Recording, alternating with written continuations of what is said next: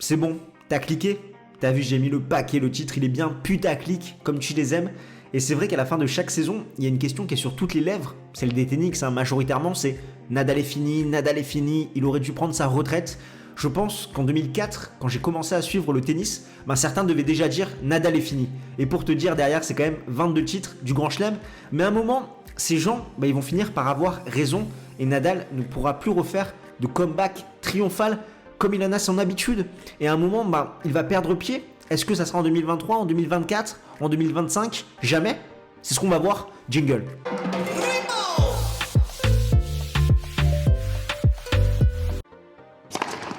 On va commencer par là, mais comme l'a dit Carlos Moya, quand tu gagnes 2 majeurs dans une saison, ton AD est forcément réussi et je pense que personne ne peut le contredire, même pas toi. Parce que oui, si quelqu'un m'avait dit en 2021, t'inquiète, ton poulain en 2022, il va revenir, il va gagner 2 titres du Grand Chelem, je ne l'aurais pas cru.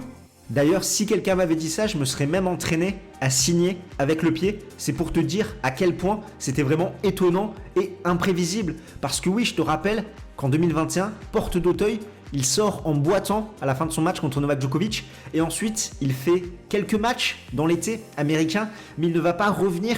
Et on se demande vraiment s'il pourra revenir un jour au plus haut niveau, si ses problèmes de pied vont le laisser tranquille. Et encore une fois, l'Espagnol a réussi un comeback triomphant. Il a fait taire tous ses détracteurs, il a fermé pas mal de bouches, dont la mienne en premier, parce que je le voyais vraiment pas revenir à un tel niveau, et encore moins le revoir triompher en Grand Chelem.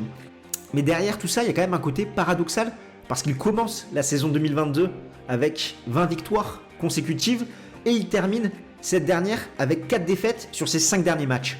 Ce qui fait qu'il a un bilan de 40 victoires pour 8 défaites cette saison, 4 titres, l'ATP 250 de Melbourne, l'Open d'Australie, Acapulco, ainsi que Roland Garros, 8 victoires et 3 défaites contre des membres du top 10.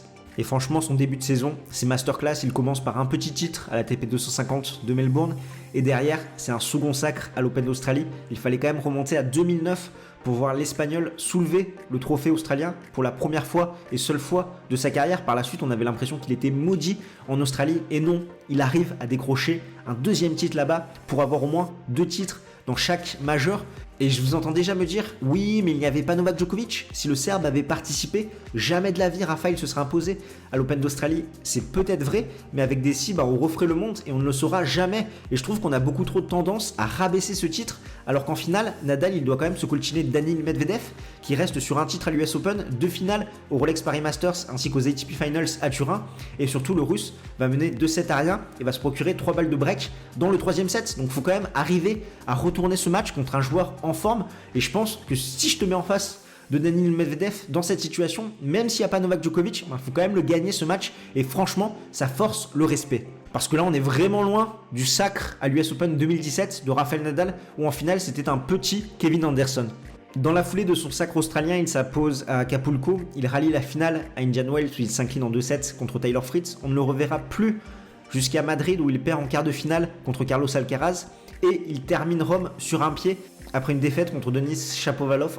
Incertain pour Roland Garros, il va s'imposer porte d'Auteuil, mais pas de n'importe quelle façon, sachant qu'il va aligner 4 top 10 de rang Auger-Aliassime, Djokovic, Zverev et Casper Ruud. D'autant plus que beaucoup, au vu de sa forme, le voyaient perdre contre Novak Djokovic. Il avait perdu le combat de la programmation, mais là où il a été très fort, Rafael Nadal, c'est qu'il a gagné le combat mental dès l'entame du match. Il a montré à Novak Djokovic que s'il voulait s'imposer, il allait devoir aller chercher ce match. Il a un petit peu verrouillé cette rencontre de cet aspect-là. Contre le Serbe, il a mis un 7,5 à s'en remettre. Derrière, il va avoir un petit coup de pompe dans le 3e set. Et Novak Djokovic va faire le break assez rapidement dans le 4e set. Il va se voir trop beau, trop tôt dans le 5e set. Et Rafael va se montrer menaçant au bon moment quand Novak Djokovic va servir pour le gain de la 4e manche. Et là, il ne va plus lâcher sa proie. Il a été monstrueux dans ce compartiment du jeu-là. Et franchement, il a fait un super match d'un point de vue tactique, tennistique et également mental.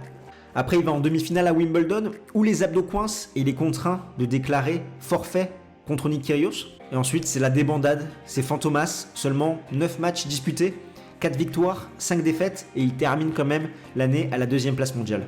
Au fait, nous c'est Games 10 Talk, et si tu ne nous connais pas, on aide les passionnés de tennis comme toi à décrypter l'actualité de la petite balle jaune. Alors si c'est quelque chose qui t'intéresse, n'hésite pas à smatcher le bouton pour t'abonner et à lâcher ton meilleur Vamos en commentaire. Et pour moi, en tant que passionné de tennis, mais également en tant que fan de Rafael Nadal, il y a beaucoup de frustration parce qu'encore une fois, je trouve qu'il a une gestion catastrophique de son calendrier. La première erreur, ça a été de rejouer après l'Open d'Australie parce que, je l'avais dit dans le live, Nadal, après l'Open d'Australie, c'était impératif qu'il se concentre sur son second objectif de la saison, c'est-à-dire la terre battue, la saison sur terre avec Roland Garros. Et là, il a voulu jouer à Acapulco, Indian Wells, alors qu'il avait usé beaucoup d'énergie à Melbourne. Et je pense pas que c'était une bonne chose pour lui, parce que si Nadal arrive à gagner l'Open d'Australie en revenant de 6 mois de blessure au pied, ça veut dire qu'avec un peu de rythme sur terre battue, il pète tout à Roland Garros. Et au lieu de m'écouter, Rafa il a voulu jouer Acapulco, Indian Wells, et certains vont me dire ok cons, mais c'était impossible de savoir qu'il allait faire autant de vent dans ses demi-finales contre Carlos Alcaraz en Californie, parce que c'est derrière ça qu'il se blesse aux côtes, parce qu'il aura trop forcé dans ces conditions venteuses, ok, mais sa blessure aux côtes, c'est une blessure avant tout de fatigue qui est due à l'enchaînement de matchs et à l'enchaînement d'efforts accumulés à travers ces 2-3 premiers mois de l'année. Sa deuxième erreur pour moi, ça a été de vouloir tenter Wimbledon. Pourquoi ? Déjà parce qu'il a eu un Roland Garros qui a été très drainant d'un point de vue physique, tennistique et mental. On ne savait pas s'il allait prendre sa retraite ou non, donc je pense que ça a dû beaucoup cogiter dans sa tête, et le Grand Chelem britannique arrivait beaucoup trop tôt par la suite. Et le second point, c'est qu'apparemment, il a eu déjà quelques alertes aux abdominaux dans sa semaine d'entraînement avant le troisième Grand Chelem de l'année. Il a eu un strap assez rapidement visible, notamment dans son deuxième tour contre Ricardas Berankis.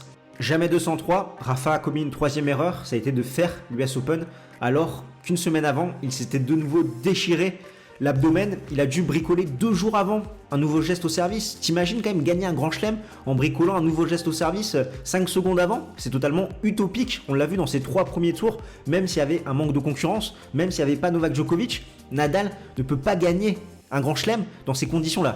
Et enfin, il y a cette fin de saison. Libéric venait d'être papa.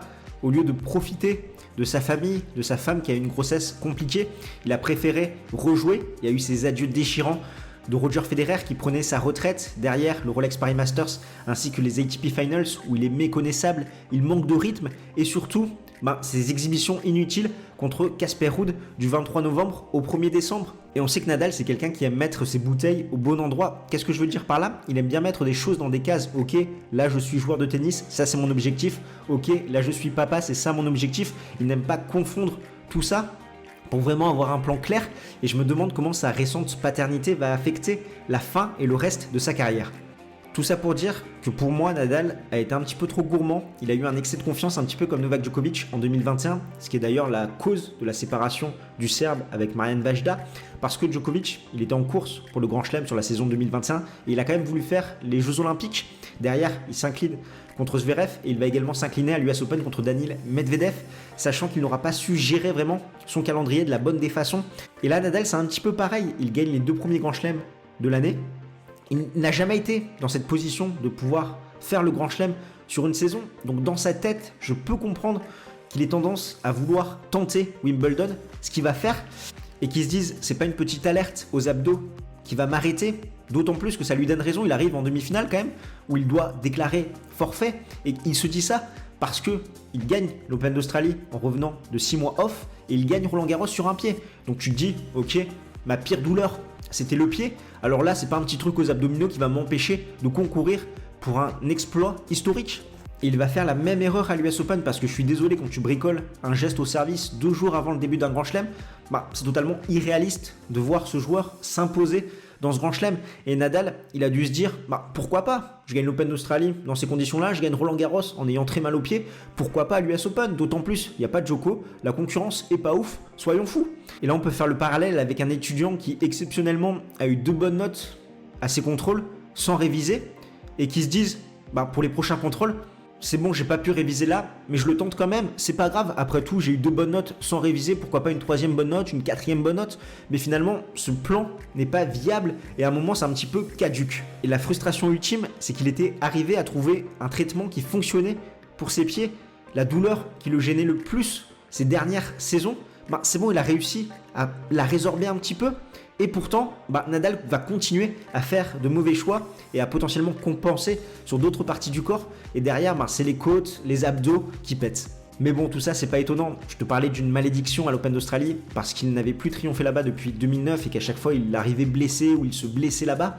Mais même en 2009, quand il s'impose là-bas, il y a une certaine forme de maléfice, sachant qu'il ne va pas s'imposer à Roland-Garros en 2009, il va perdre contre Robin Söderling, il va se blesser également aux abdos dans l'été américain, notamment où il était blessé aux abdos dans cette demi-finale contre Juan Martín del Potro à l'US Open, ce qui va un petit peu engendrer une mauvaise fin de saison de la part de Rafael Nadal qui va finir avec 3 défaites aux ATP Finals.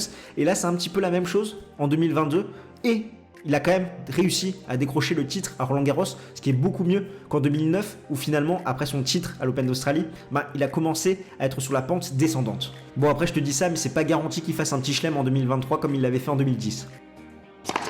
Par rapport à son jeu, sa principale lacune de la saison 2022 pour moi, c'est son service. 6,1% d'ace, 4,4% de double faute, 65,4% de première balle, 73,4% de points gagnés derrière et seulement 54,3% de points gagnés sur sa seconde balle. Si on compare avec les statistiques de 2019 où il avait réussi à avoir un excellent service, c'était 6,8% d'ace, 2,6% de double faute, 64,8% de première balle, 76,4% de réussite derrière et 59,6% de points gagnés sur sa seconde balle. Ce qui fait qu'en termes d'ace, il y a quand même 1% d'écart, mais on constate qu'il a presque doublé au niveau de ses doubles fautes par rapport à la qualité de sa première balle.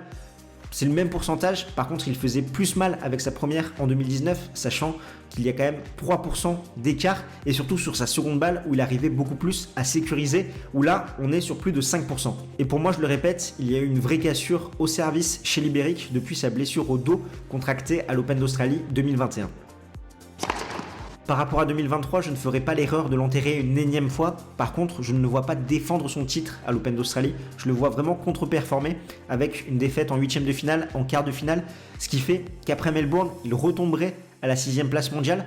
Je le vois attaquer le début de la saison sur Terre aux alentours de la 7e place mondiale et de vraiment capitaliser sur le fait que l'an dernier, il n'ait pas pu disputer Monaco, Barcelone, qu'il n'ait pas été très bon à Madrid et à Rome pour arriver en forme à Roland-Garros, qui doit être vraiment son objectif. Pour moi, Nadal, il a encore un majeur au max dans sa raquette, à voir si ça sera cette année ou non. Et c'est pourquoi je pars sur un pronostic qu'il finisse l'année à la 4e place mondiale. Par rapport à son tennis, il va vraiment devoir retrouver la confiance, ce qui derrière va lui permettre d'avoir un meilleur jeu du fond, où il va trouver beaucoup plus de longueur, d'agressivité avec son coup droit, avec son revers. Par contre, sur le service, il doit vraiment bosser pour être beaucoup moins volatile, notamment sur ses secondes balles où, sur cette fin de saison, ses adversaires se sont régalés. Alors, est-ce que Nadal aurait dû prendre sa retraite après son sacre à Roland-Garros 2022 pour finir comme un héros, alors que là, il a de fortes chances de finir comme un martyr? On ne saura que vers juin 2023, parce qu'encore une fois, même si Nadal ne fait rien sur les 3-4 premiers mois de l'année, pour moi, il faudra vraiment le juger, le jauger à la fin de la saison sur terre battue, qui doit rester son objectif principal. Là, on pourra faire un bilan et on pourra faire les comptes par rapport à Líberic. D'ailleurs, si tu te demandes pourquoi il n'arrive pas à performer en indoor, notamment, on l'a vu sur cette fin de saison 2022, j'ai fait une vidéo dédiée, je te la mets ici et je te retrouve de l'autre côté de l'écran.